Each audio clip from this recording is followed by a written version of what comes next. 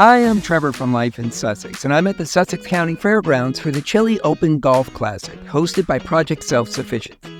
Proceeds from the Chile Open Classic fundraiser will benefit Project Give Shelter, a Project Self-Sufficiency initiative to help Sussex County residents who need emergency temporary shelter or stable housing.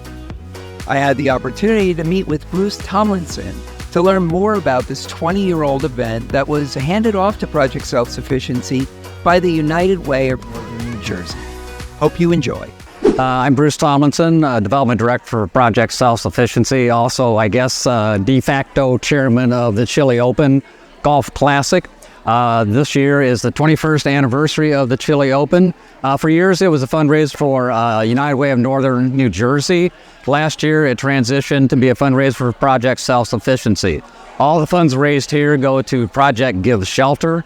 All those funds are used to assist local families who are facing housing crises, including homelessness. The event is played on a carved-out course here at Sussex County Fairgrounds. We have 36 holes. Each player can play 18 holes. We dig the holes in the fall when the ground's not frozen.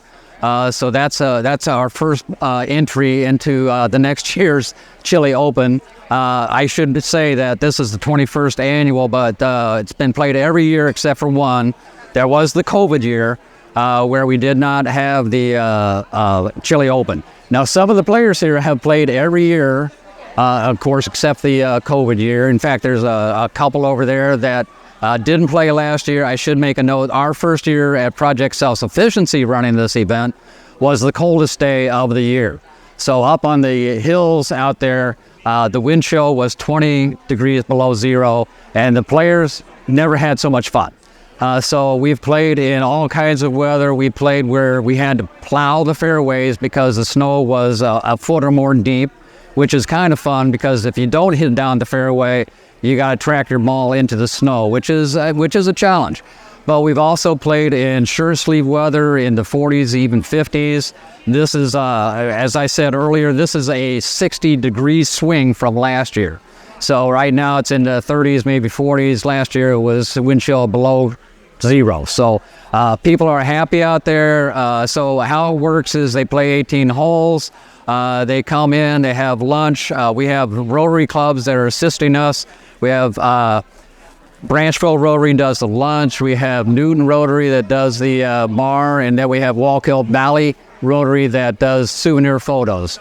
People have, and I do myself, they have photos from every year, and I have a big clip of them on my own refrigerator. So it's a great keepsake. And in many ways, this is like a community reunion. So some of these people, this is the only time they see each other is at the Chile Open. So it's kind of become a community affair.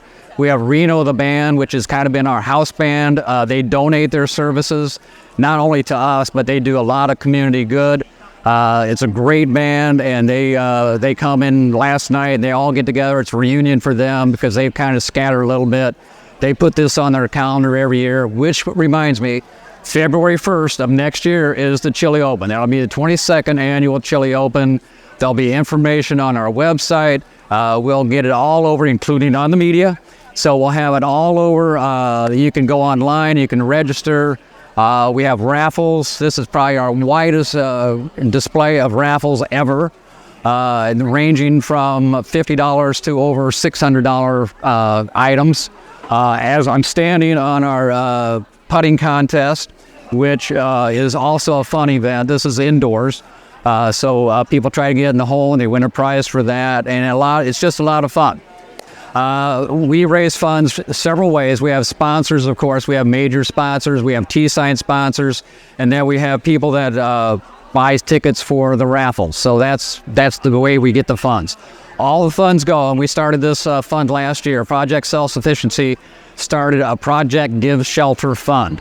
So all of those monies go to local families who are facing housing crises, including homelessness. So we keep track of what that money is. So a lot of this is shelter nights. So in the middle of winter, people are, homeless or living in their cars.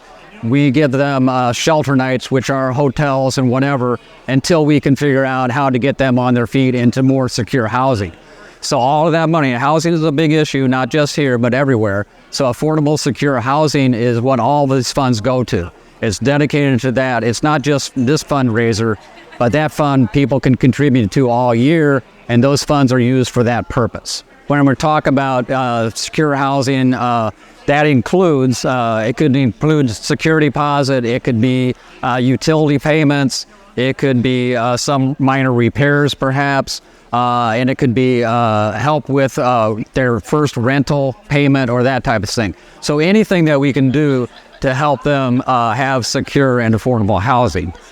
So if you think about it, if you have to worry about a place where you got to live, where you're going to have your children, you can't really do much else unless you have that as a starting point. So we look at that as a foundation for helping all these families get on their feet and become self-reliant, which is the goal of Project Self-Sufficiency. All the people who are helped by Project Self-Sufficiency become clients. So yes, they don't have to be originally enlisted, but they can come. And we do have people come like late Friday afternoon, and they don't have a place to stay for the weekend. So we have this fund, which we are able to take all the information and hook them up with some sort of housing to get them through that weekend before we can help them beyond that. So once they come to us and are receiving assistance for housing, we also find out, okay, so why are you in this situation? It's never just one thing. So we have 35 plus programs that can help them. It's all wraparound services and everything. But we have food, we have daycare, we have transportation help, we have a myriad of programs to help them, job skill training, life skill training, all these programs that help them get on their feet. So the housing is a piece of that, and if they haven't registered before, then they become, and we make them aware of all the other services, not just our services, but other services that are available that we can hook them up with. 239 individuals, and some of these were families, were helped last year with the funds raised from the Chile Open and the Give Shelter, Project Give Shelter Fund, and that included 744 shelter nights. So that would be a night where they are placed in secure housing. It could be through hotels. So that was 734 and that many families. Housing is definitely an issue, not just here, but throughout the state and throughout the nation, I guess. But yes, we are seeing, I don't know if it's a growing need, but it's a need that's not being met. So we personally are seeing, yes, a greater need for that. Some of that might be that they are more aware that there's help that can be given to them or help them through this situation. But yes, we see that as a growing need. In fact, we have put that on our agenda as something that we are going to place more focus on is creating and partnering with other entities toward more affordable, secure housing.